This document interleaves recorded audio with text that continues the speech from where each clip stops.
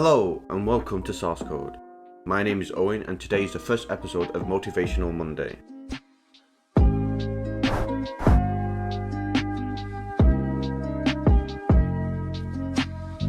Today, I will be talking about a useful motivational tip that can allow your projects to go from this to this.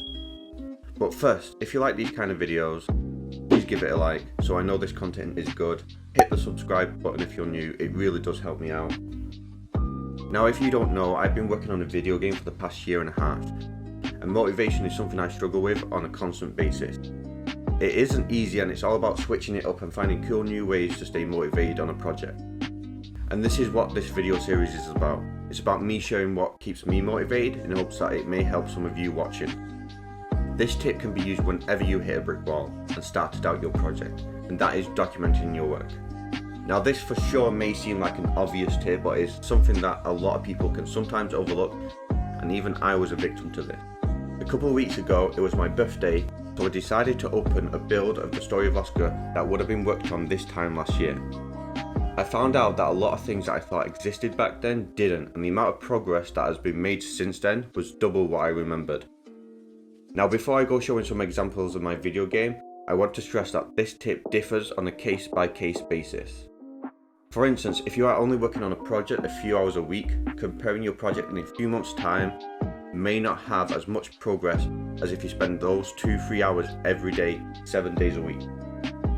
Now, although I will be talking about my video game and changes made, it is important to say that this can be applied to any creative medium, be it writing a book, learning to draw, and so on. So for the story of Oscar, this time last year, the menu looked like this. It was very basic, there wasn't a lot going on, and there was very little animation. Now it looks like this, with animation. When switching between menus, it feels more alive and interactive. Another few examples are the camera angle and how the levels worked with one another. The camera was significantly different. You couldn't rotate around the player, and the rooms were singular, so you had to go to another room which required a loading screen and took the player out of the game.